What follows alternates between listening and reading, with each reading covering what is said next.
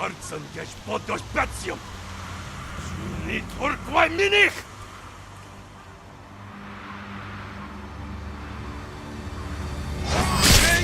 Dear God, it's beautiful. Everything you know about samurais is most likely an absolute lie.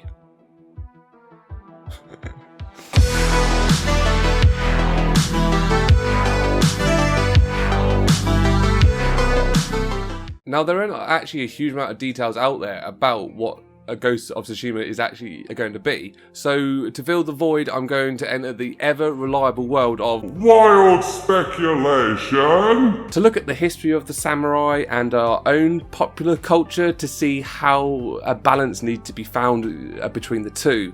Quite like the Force, really.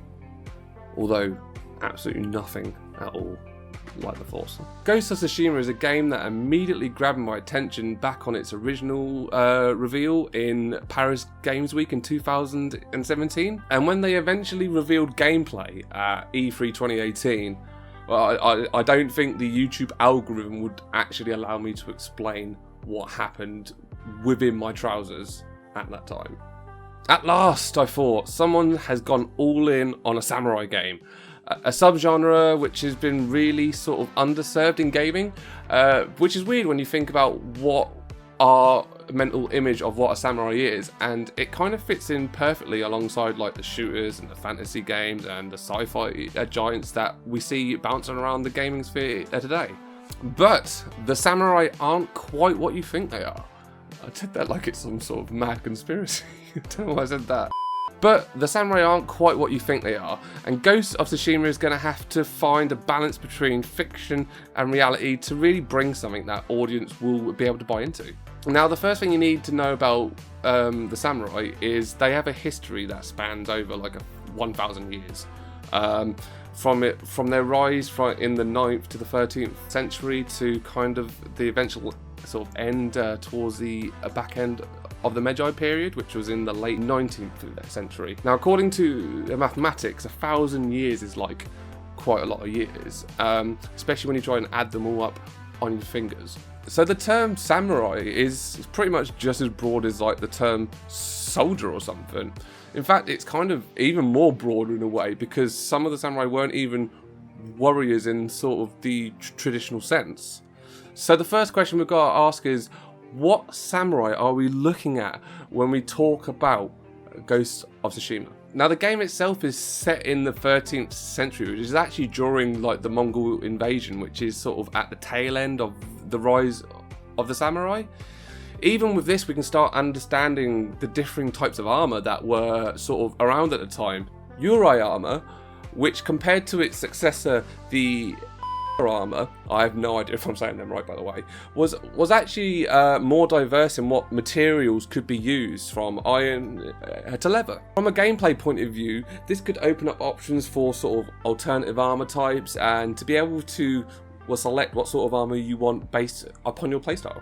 Now, the fact that this game is set during the Mongol invasion is actually in itself actually a really interesting part of it, certainly from a gameplay point of view. And the reason why it was so important was that it was the samurai's first encounter with a gunpowder and the effects that it could have on the battlefield. So perhaps we can expect some of the Mongol encounters to be a bit more explosive and a little bit more over the top, certainly from a gameplay point of view. And another interesting thing was actually during this period, a samurai primary weapon wasn't actually the katana, as most people seem to think.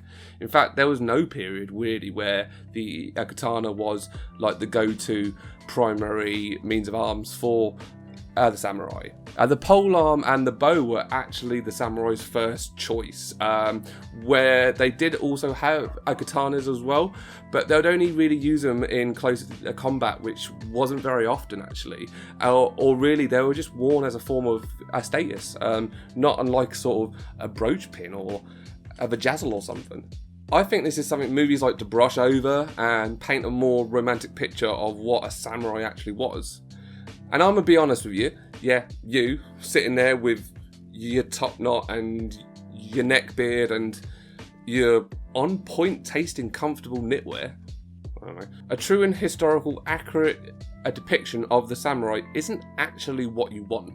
even though you think it is. It really isn't.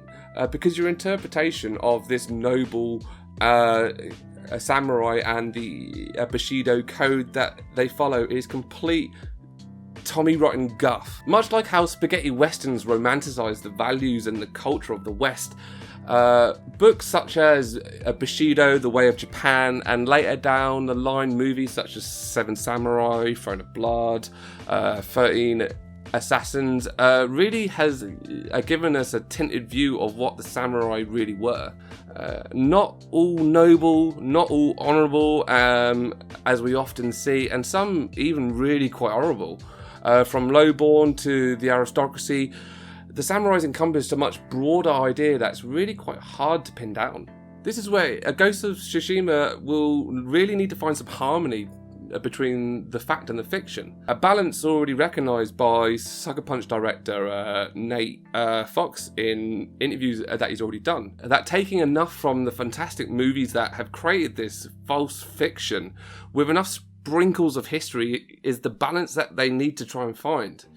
It's actually a struggle that, when you think about it, most historical movies or games or anything really has to make, and one that so far from everything we've seen from the gameplay that they really seem to understand. Now, it's already been cited that they'll be taking inspiration from Akira Kurosawa films, which for anyone who doesn't know who that is, he's sort of like the granddaddy of like the samurai film, and that understanding that the key to a great samurai story is pretty much all around the pacing. The juxtaposition of brutality and chaos alongside silence and serenity is really key, which from my point of view, from the gameplay we've already seen, that's something they seem to really understand. But for balance, the team has also been working alongside historical sword fighting experts and like researching themselves into that time period in Japan in order to keep the core of the game based in some sort of truth. Much like how you actually see it in the really good samurai films, because you sort of tend to find the ones that don't seem to hit the mark are the ones that don't really understand that. So until more details are out there, we can only continue to speculate how samurai? I don't know. Samurai? That sounds rubbish. So until more details are revealed, we can only continue to speculate how true to the samurai Ghost of Tsushima will be. But I hope at least today you've learned something you didn't already know, and at least got you thinking about what sort of samurai game you want to see. Because if you say, oh, I just want it to be realistic, well then that just makes you a complete and absolute cunt.